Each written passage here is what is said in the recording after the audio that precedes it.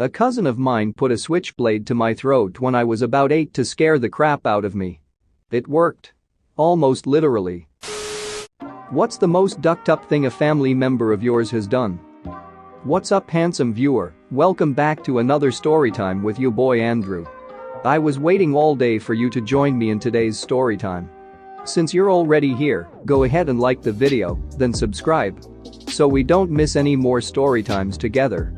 If you don't, I'll send a Karen to your house to harass you about your dirty room. Anyways, let's get into the vid. Sister didn't inform me of my father's death and funeral. Ducking cunt. My brother stole $500 from my mom yesterday while we were away. She pays his car insurance and has looked the other way when he's taken stuff before, but this was her final straw. I have an uncle who molested his daughter and several of my other female cousins. He is not around anymore. My grandfather had my grandma change her will to cut out my mom 2 years after my grandma had developed full-blown dementia. My dad's wife told me that he was dead when he wasn't. I only found out months later when a relative said he'd recently had an operation and was doing well. I emailed her and said, "I believe Dad has perked up a bit." She didn't respond. My grandmother said she needed a place to stay one night due to issues with her housemate. She slept on the couch for the next 10 years. Made no effort to get her own place despite having a very good retirement income and still working part-time as a nurse. Loved to hit the casino though. My brother threatened to kick in my front door and kill me, 6 pregnant, my husband and 2-year-old son. He had stolen the phone I had purchased for my dad, and I turned it off. He wanted me to turn it back on. Meth is bad, kids. Well, I have an uncle who always beat his wife, so on one occasion she got into her car and ran him over multiple times. Broken leg, foot, ribs, collarbone, etc. He ended up staying at my dad's house for something like 9 months while he recovered. They got back together. He told her, "Well, you finally got me back, you bitch." During my father-in-law's unexpected sickness and death, my brother-in-law got greedy. While my wife was staying with my Phil at the hospital, my Bill proceeded to loot my Phil of as many of his earthly possessions as he could load up and took it all to his house. My wife has never been allowed to go through these personal possessions. After moving my Phil to hospice to cover his tracks, my Bill proceeded to tell the entire family that I had stolen large amounts of money from my Phil. There was no truth to this whatsoever in any shape, form or fashion. And in fact, after my Phil's death, my Bill embezzled the estate fund's $50K from the account. My wife ended up suing him, and he had to return half. This act tore the family apart, all because of greed. It's been 6 years and I think about it every day, still. I had a cousin who was addicted to heroin, and his parents were always doing stuff to bail him out and keep him from being homeless.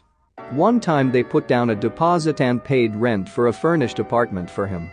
He ended up selling the furniture for drug money. Another time they rented a mobile home for him and couldn't figure out why the water bill was so high. Turns out he was charging his homeless friends $1 to take a bath shower, and that was going on pretty much around the clock. One of my uncles borrowed $20,000 from my other more successful uncle to start a business and refuses to pay his more successful brother back because he's got so much money already. The more successful uncle refuses to sue him because that's not what family does, but they are no longer on speaking terms. My cousin tried choking me to death when I was like 6. He also loosened the bolts in the coffee table, told me to lay under it, and hit it so it fell on me. Killed the nerves in my 2 front teeth and had to get them pulled out. But now that fat bastard can't walk and has to wear diapers while spiraling into depression, so it all turned out well in the end. My aunt married a guy a few years back. He was a pathological liar and lied about literally everything for no reason. Tried to convince everyone he was in the military black ops and that there was no record of him because it was secret.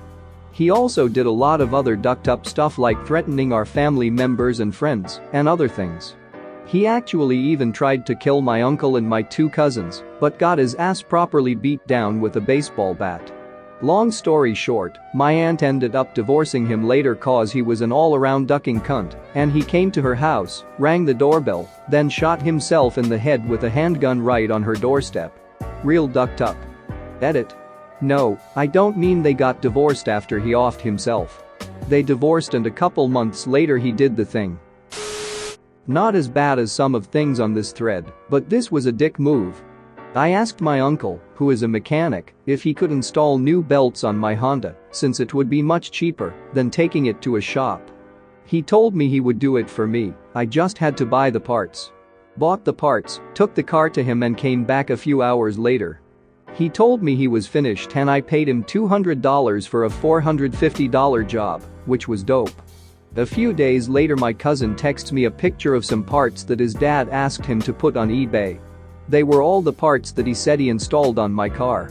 My cousin thought they may be from me since he knew what job his dad was doing for me. I called my uncle and he denied it firmly. I still had the receipt and matched the barcodes to the ones on my receipt, so they were clearly mine. My cousin, who is also a mechanic, installed them for free for me a week later. Uncle still denies it and kept my $200. Don't talk to that pleb anymore even if he's around at family gatherings. Edit. You have to remove a ton of parts to get to the belts in a 2002 Honda Accord, so you can't necessarily see what work he did. Plus I'm deaf, not a mechanic, so I honestly don't know. So tough to decide. There's my grandmother who divorced my grandfather and married his brother, making her my great aunt. There's the other grandmother who showed up to my grandfather's funeral drunk, dressed like a $2 prostitute, cussed out the family, and nearly knocked the casket over. There's the 3 convicted child molesters, and then dozen non-convicted child molesters because it was a different time then, and that kind of thing was kept in the family. There's the stepfather that tried to murder my pregnant mother. There's the cousin who shot himself in front of his kids. There's the guy who was caught ducking a goat. There's the guy who would give his kids booze on fishing trips to keep them quiet. All the kids were 5 and under.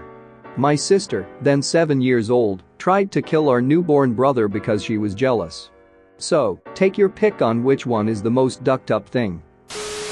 My dad's a consummate prankster. His crowning achievement, in college, has since become illegal in 2 states. Step 1. He and several buddies go to a Cadillac dealership at 5 o'clock on a Friday. This was before credit cards and automatic banking, BTW. Step 2. They wrote a check for the asking price of one of the shiny new models and drove off with it. Step 3. They sell the car at a used Cadillac dealership across town. Step 4. The used dealer calls the new dealer and tells him that the car was sold with the dealer plates still on and the price tag still in the window. Step 5. New dealer figures that the check the kids wrote is going to bounce, so he calls the cops. Step 6. My dad and his friends spend the weekend in jail. Step 7. The banks open Monday morning. The check doesn't bounce. Step 8. My dad and his friends sue the dealers and the state for wrongful imprisonment and get a settlement of thousands of dollars more than the cost of the car. Basically, the plan was to seem as shady as possible and get wrongfully arrested for it. They had the lawyer set up before they bought the car.